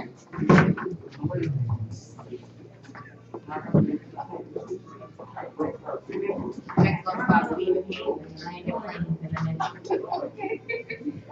And so now I'm going to also bring in Miss Avery Watson. I'm going to let you ladies kind of share like a little bit about your history, your little bio. I know, so we're getting the full idea of how New York traffic goes, right? So we kind of surprised ourselves getting here early, right? Because we came from Baltimore, it's like, we don't want to be there late. And then when we got here, it's like, oh, we did real good. So thank you for coming in and hanging out with me. I'm so excited. I'm so excited. So tell me, Christina, because when we talked about you coming to the show, and we talked about the topic being media and women and media, it's like, she's a gospel singer. So how do we incorporate her? And it's like, because she can speak to the flip side. You know, she was able to she's worked with the media, so who best to actually speak about it than somebody that's worked with it. But I wanted you to actually tell us what it is. Who are you? What do you do? Well, I'm Christina. Hi. I've been, you will be kind of, okay, I can go in, I just want to know, where do you want me to start? You want me to tell it? Okay. Be mindful, okay, just do it real quick. I've been singing since I was 8, professionally 15. Fast forward to 2007, I met that dope guy back there, JT, the cook, the chef, the culinary. He didn't really wasn't cooking back then. I don't know. Okay. Yeah, he was When just he's a chip deal, that basically you know that like he's like I don't think his wife would approve. okay. But no, I met As long as I him. get the tips. Oh, okay. I met him, actually met him through a mutual friend of ours. And I was a person that I can always sing. Thank God that God blessed me with a way to sing that very comfortable. But I was never, I didn't really know how to do it professionally. I wasn't on that level. Like I just knew that, God gave me a voice to sing and sing at church, and that's just what it is. Okay, cool. So when I met him, it was the funniest story. We're actually in a studio, and he was there before someone else. And then what happened was, one of the girls that was there, they said, hey, can you just come sing for me real quick? And I said, okay. I went over there and I started singing. And he heard the guy that was playing the keyboard. And he went over there and literally pushed the guy off of the keyboard. So he was doing it good. And then from that day, we clicked, and God has, I tell you, God has truly had his hand on our lives. Like, from that day, God just truly opened the door. He said, hey, listen, I have a vision. I think it'll be great if we come together and do this, and tell me what you think about it. And from there, God blessed us to get BET nominations, actually win awards, actually travel all over the world. Like God truly blessed us. So, that's my story. Yeah. Yeah, and in a nutshell. Yeah. And tell us about you, Miss Avery. Hello, thank you everyone for having me. I appreciate being here. My name is Avery Watson. I am a media specialist, publicist. I'm also a curvy dancer and influencer. I'm from New York, I'm from the Bronx, and I kind of fell into PR. I actually started out doing videography, and as well as just talent exporting, working at BET, working at Viacom, so many other companies, ASCAP, RCA, etc. I just have a love for entertainment and music, the arts, dance. I'm a singer still, but I put that off to the side because I know I have many other skills that I can put to help other people's brands and other people's dreams. So yeah, I'm doing PR right now. Currently, I'm CEO of Multi Artistry Entertainment. That's my company. I also go by Miss Artistry on Instagram. You can follow me there. And I have a client right now, the international pop Bollywood artist. So I have that Indian client. I also have an actor and actress. I have my actress Andrea Rachel Parker. She plays Destiny on the show Power, and Bernice on HBO The Deuce. And I also have another client. Her name is DJ Cool Flash. She's a 10-year-old female DJ. She DJs for Redman and Method Man. So yes, I do PR for different people, different type of brands, and I'm just super excited and happy that my life transitioned to this now. Because I always had a vision of just performing, doing things on the stage. So now I can actually help other people and build their brands up and get their information over to the media. So that's a little bit about me. And I'm 28. Doing a lot for 28. Let me tell you, today's 28. It's special. So let me ask you, what, because I want to kind of, stay with the questions, but what caused you, either of you, to pick the mode of media? Was it the mode of media that you chose?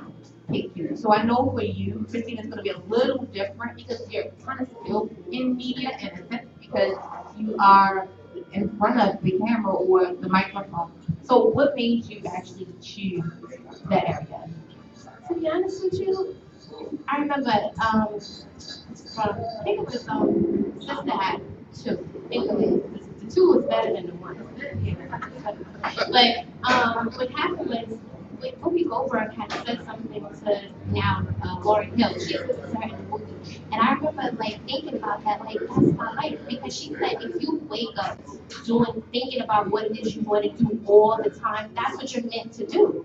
You know, like I woke up singing, I went to sleep singing, I went to bed humming. I really didn't know how to put the words together, but I knew I heard something. And so I would, and then I was all around it anyway through my family, because I come from a singer family. You know, I come from family of singers. I'm sorry, it's after 6.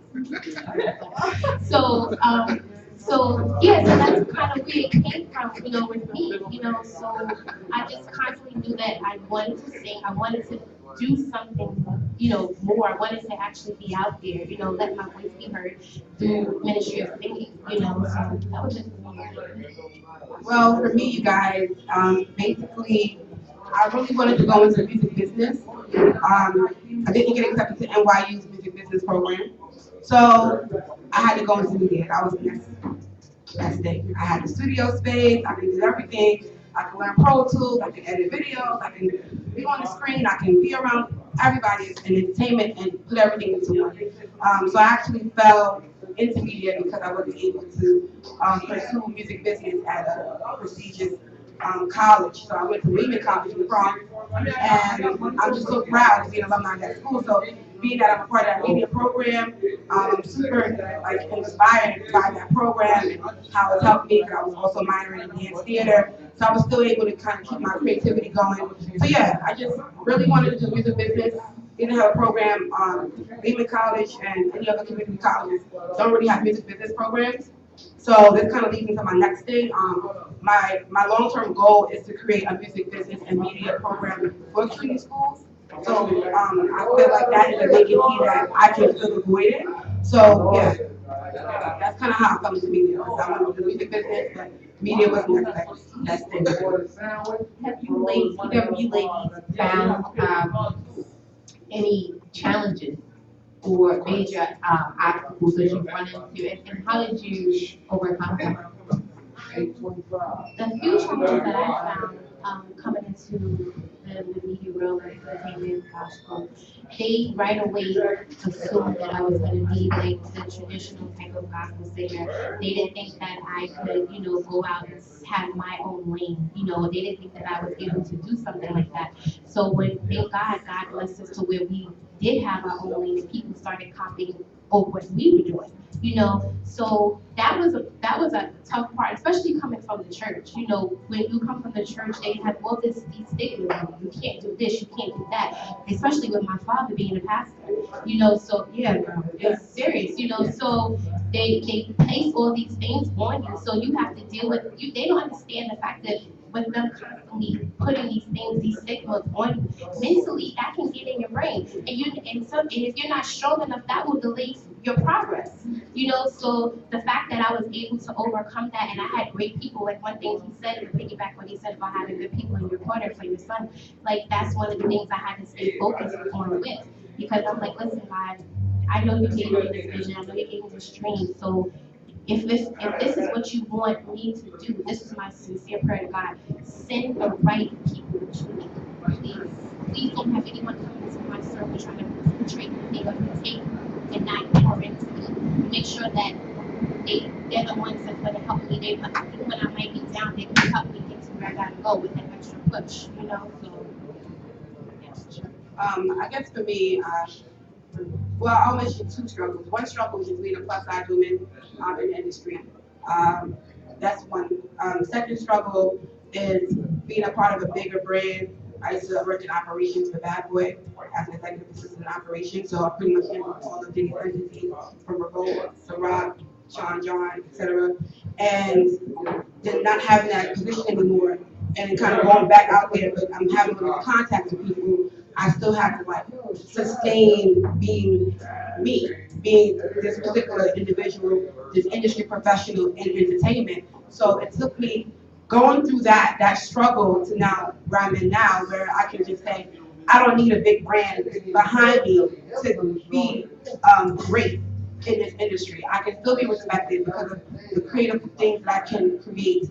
It's moments, opportunities, and things that people can now see like, wow, like she's really a businesswoman now. So yeah, that was one of my struggles. You know, coming from a big brand, and then second being plus size. But other than that, I overcame everything. I'm good. So, have you ever gotten to a place where you're like, you know what, maybe this isn't it? You know, I'm ready to walk away, go into town. Yeah, I mean, honestly, when I feel like that, I'll get a text from a client or an email, or they're like, oh, come out with me to here. And I'm like, oh, no, this is for me. Let me go. I got to get it together. Because at the end of the day, as much as I feel like I don't want to do this, there's nothing else that I would do. I'll be better at doing this. I'm better at this. You know, you have to be real with yourself. You have to know what you are good at and what you're not good at and what you're great at. And I know I'm great at this. You know, I can be good at administrative work, but I wouldn't be great if I don't love it. Right. So it kind of sounds like even from sitting with you and then the other panelists, it's sort of like, you know, even when you feel like you want to give up, it's like you get that. I know for me, it's been a few times. I can't tell you, I'm on the ledge, dangling all the time, ready to jump. But it's like someone will call, an opportunity still happens, this happens, and it's like, you know what, yeah, no, this is it. Yeah, that's so true though, because like I remember one time for me, I was actually listening to this minister on TV, and he had said sometimes when you feel like that, what you should do is you help someone else with their dream. You help someone else push their dream. Help them, whatever you feel you can pour into them, pour it into them. God is going to replenish you, and God is going to bless you, and then that hole, that door that you wanted to open, it's going to open because you're going to that person with a pure heart.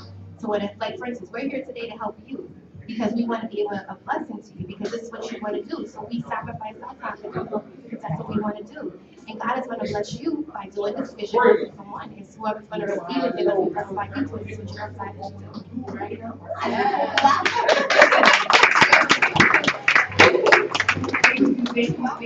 So I'm just so excited that you ladies were able to and tell us, share, you all either have any projects coming up and how can we, you know, get a chance to be a part of it.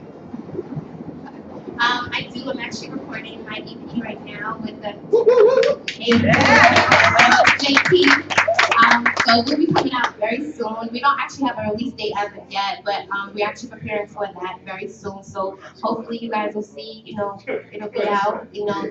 You see me, Grammy, I'll let you know. Put that vote in, you know. Yeah, exactly. You know, appreciate it. Can we get it on the chart? Okay, all right. I'm just putting it in. So I got you. Well, for me, I'm getting ready for the HBO News finale watch party. My client who plays Bernice, her name is Andrea Rochelle Parker, and so I'm getting ready for that. She has in 3 weeks, so get ready for that. I'm not invite for her. You guys all come through, show some love, and basically after that, I'm really just focusing on just all the many clients that I have. Like every day is a project. Every day, every month, every week. It's projects all the time. But the key thing is I just had my interview on blackenterprise.com. It came out yesterday. Please go check it out, blackenterprise.com. It's called I Made My Impossible Possible campaign. So it's speaking about struggles and things like that. So yes, please. I'm Miss Artistry on Instagram. Unafraid, right? That was the whole thing for the tour today is unafraid, and you know sometimes we do get a little scared, but I always say I get scared, but I don't get scared enough to say okay, I'm not gonna do it, right? So I take the fears and I use that to make myself do whatever it is this what I'm gonna do, and then I say well wherever the chips fall, that's where they're supposed to land. So I thank you so very much. How can we reach you? Okay, so I have a question. How can we reach you? Oh, sure. You know what? That's in the back. Thank you. I'm doing my job. Yeah, okay. This is why I don't get paid for it. So keep on going. Hey, I got my come out. Sure. I can be reached on Instagram, Twitter, my website, Christina Holloway, Kristina Holloway, HALLOWAY. Again, I'm Avery Watson. My company is Multi Artistry Entertainment, provide PR, marketing, and as well as content creation. And you can follow me at MS Artistry, and that's MSARTISTRY, and Multi Artistry ENT on IG and Twitter, Facebook, etc. You find me. You type in Avery Watson, Miss Artistry, you'll find me. Any other questions from the audience for the peanut gallery? Okay. I have a question for you guys. Right. I got a question for you. What brings you out today? I'm just supporting people doing their own thing and working independently, which is something I'm thinking about but not sure. No, do it. Do it. Yes. Do it. You can do it. Nothing like being your own boss, so I admire Yes, please. It's going to be a lovely ride. You're going to enjoy it. Ups and downs. Do it. Absolutely. So I want to definitely thank you all for coming out and spending time with us. You know, we'll be here tomorrow again, rolling out the skincare and cosmetics line for She's the Boss. I'm so excited about that.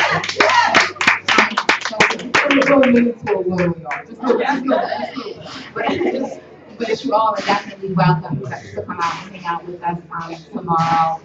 And just feel free to, please go out. It's www.she'sthebossradio.com.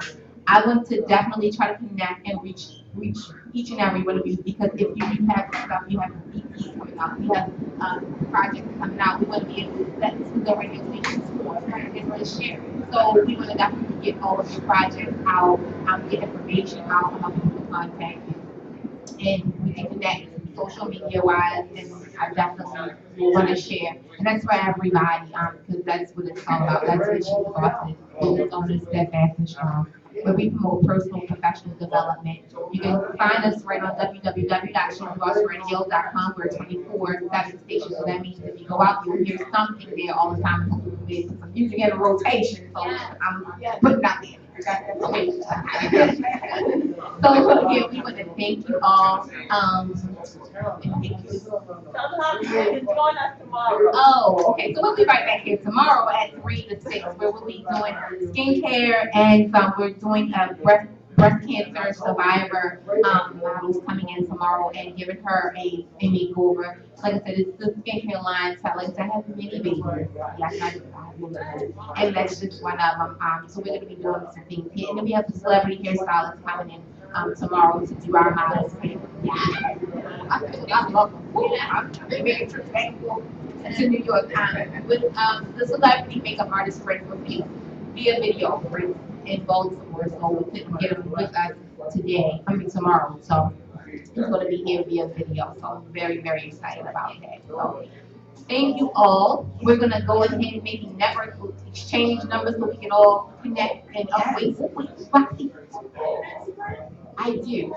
Mine is, so She's the Boss everything. If you see She's the Boss, it's just about it. Pretty much She's the Boss. It's She's the Boss Enterprises on IG. WSTBRN on IG. Yeah. And I'm just Lakita. Yeah. I probably stalked all y'all pages. Right. So thank you, and we're gonna go ahead and let's just socialize. Let's have fun. We're in New York, right?